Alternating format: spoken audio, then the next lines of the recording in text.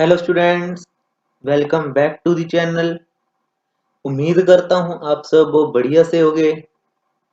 तो बच्चा, last class में हमने एग्रीगेट सप्लाई और उसके रिलेटेड कंपोनेंट्स को देखा था।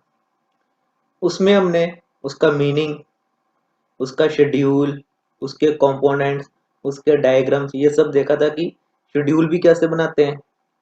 ये सब कुछ हमने लास्ट क्लास में ऑलरेडी कवर कर लिया हुआ है। तो जो आज की क्लास है वो होने वाली है कंजम्पशन फंक्शन, जिसको हम कहते हैं प्रोपेंसिटी टू कंज्यूम। तो बेसिकली बच्चा, यहाँ पे वर्ड यूज हो रहा है प्रोपेंसिटी। वर्ड क्या यूज हो रहा है? प्रोपेंसिटी। प्रोपेंसिटी का मतलब क्या हुआ? एक व्यक्ति जो है, एक पर्सन जो है, वो अपनी इनकम का कितना भाग या कितना हिस्सा वो कंज्यूम कर रहा है, उसको क्या कहेंगे हम? प्रोस्पेनिटी। मतलब एक अंदाजा, एक एस्टिमेट ही है। ठीक है ना? हम ये तो नहीं ना कह सकते कि आप इतना ही कंज्यूम करोगे।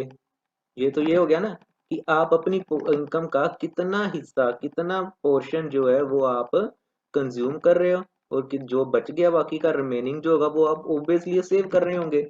ये हमने लास्ट क्लास में भी देखा था क्या, कि इनकम किसकी इक्वल होगी? जितनी इनकम मेरे को हुई, यहाँ तो उसको मैं कंज्यूम करूंगा, और जो मेरे पास बच गया यहाँ उसको मैं सेव करूंगा। इनकम के तो दो ही तरीके होंगे ना, यहाँ तो उसको मैं खर्च करूंगा और यहाँ मैं उसको सेव करूंगा। और इसको अगर मैं ऐसे कहूँ कि consumption plus saving is equal to Y, consumption और सेविंग दोनों को ऐड कर दो, वो किसके इक्वल होगा? Y. And Y is income. ये भी हमें पता है कि इस वाई को क्या कहते हैं हम? इनकम कहते हैं।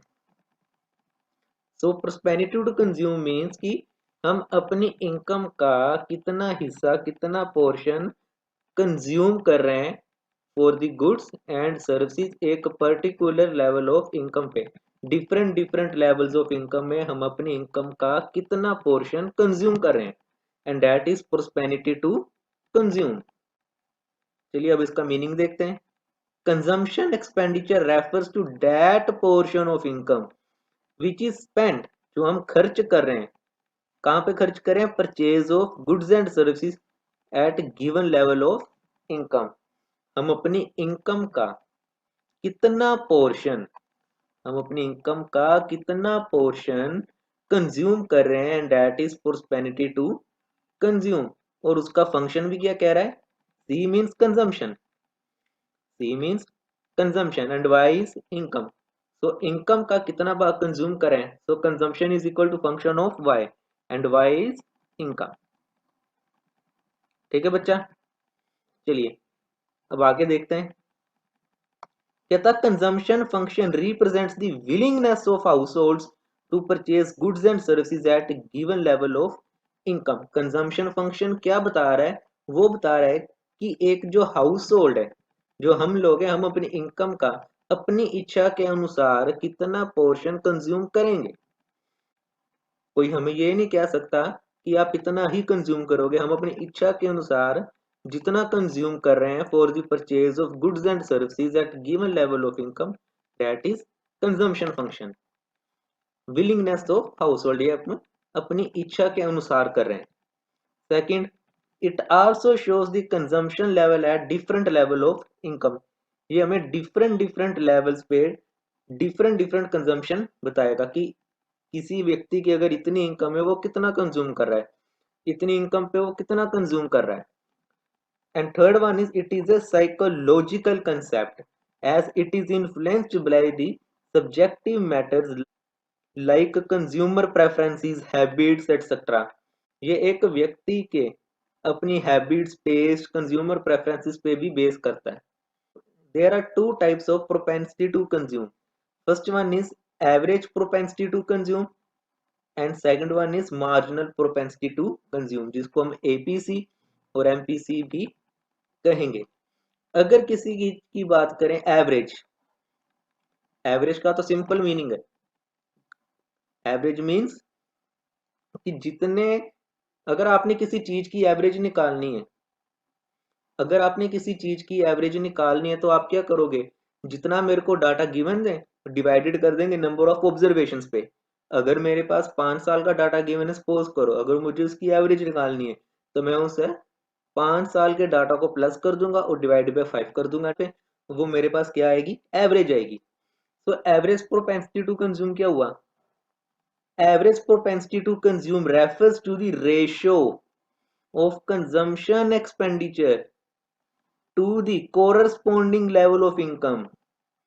फिर से पढ़ो, average propensity to consume refers to the ratio of consumption expenditure to the given level of income and divided by Y.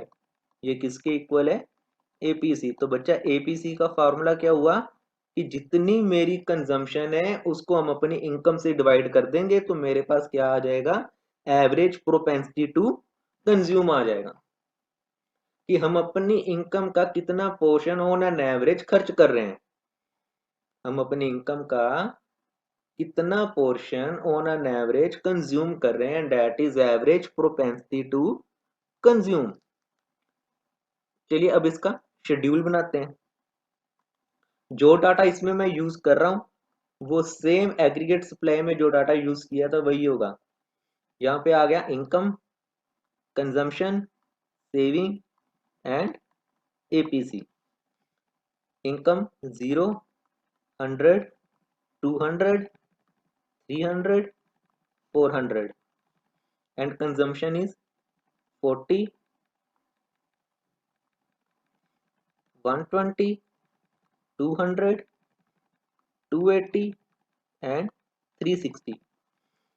यहाँ पे सेविंग्स कितनी होगी, कुछ नहीं कमा रहा, कंज्यूम कर रहा हूँ एंड सेविंग इज -40। अगर किसी ने मेरा लास्ट लेक्चर नहीं देखा तो आप उसको जरूर देखें, हमने वहां पे सारा डिस्कस किया हुआ है। ऑटोनोमस कंजम्पशन क्या होती है, ऑटोनोमस इन्वेस्टमेंट क्या होती है, डी सेविंग्स क्या होती है। यहाँ पे 100 रुपये कमा रहा हूँ, 120 रुपये खर्च कर रहा हूँ, -20। 200 रुपये कमाए, 200 खर्च कर दिए, 0। 300 कमाए, 280 खर्च कर दिए, 20 रुपये बच गए। 400 कमाए, 360 कंज्यूम कर लिए, 40 रुपीज सेव। अब एपीसी, अब एपीसी का फॉर्मूला क्या था, सी upon Y.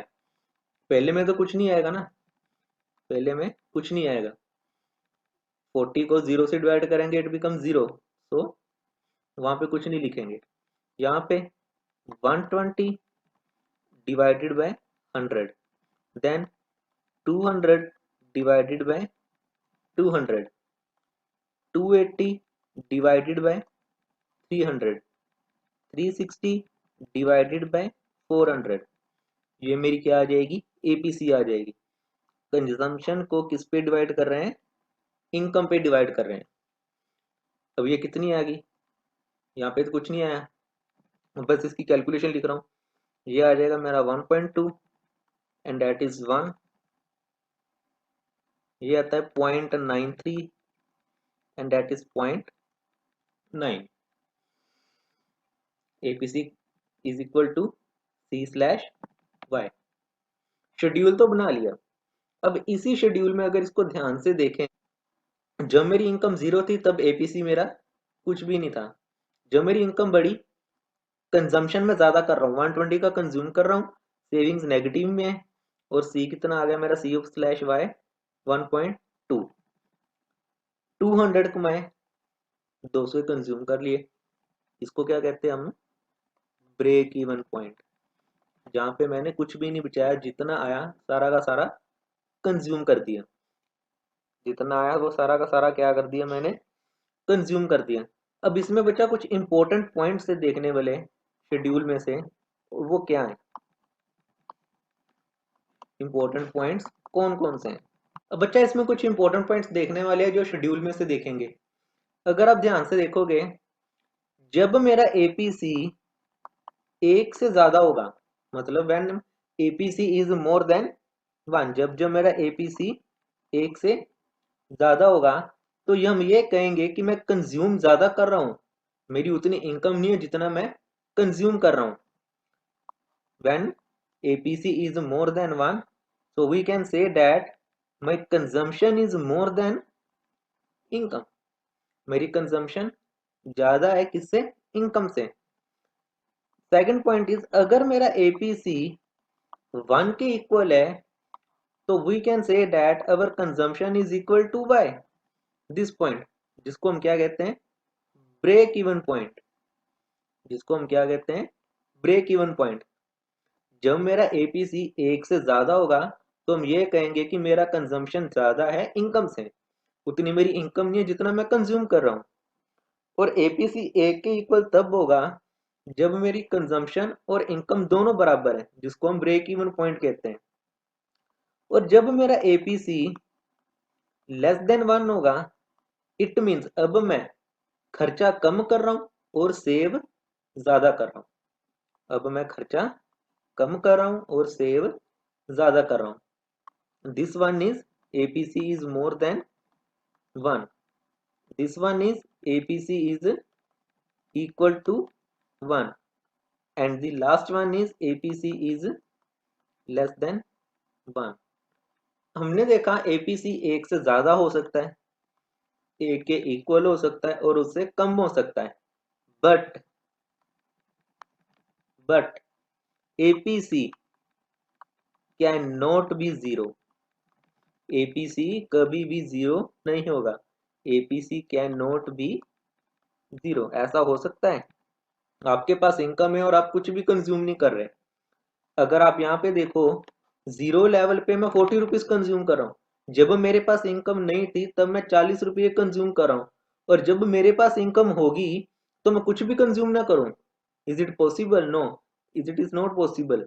So APC can not be equal to zero, कि मैं कंजम्पशन कुछ नहीं कर रहा, इनकम मेरी है। So APC can not be zero but can be more than 1, equal to 1 and less than 1। More than 1 में कंजम्पशन ज्यादा कर रहा हूँ, इनकम कम है मेरी। इक्वल टू 1 में कंजम्पशन और इनकम दोनों सेम है। और लेस देन 1 में अब मैं खर्चा कम कर रहा हूँ और सेव ज्यादा कर रहा हूँ। तो बच्चा ये था हमारा आज का टॉपिक, जिसमें हमने कंजम्पशन फंक्शन और एवरेज प्रोपेंसिटी टू कंज्यूम को देखा। नेक्स्ट क्लास में हम मार्जिनल प्रोपेंसिटी टू कंज्यूम को देखेंगे, उसका शेड्यूल बनाएंगे। ठीक है, तो चलिए अब हम आपको मिलेंगे नेक्स्ट क्लास में।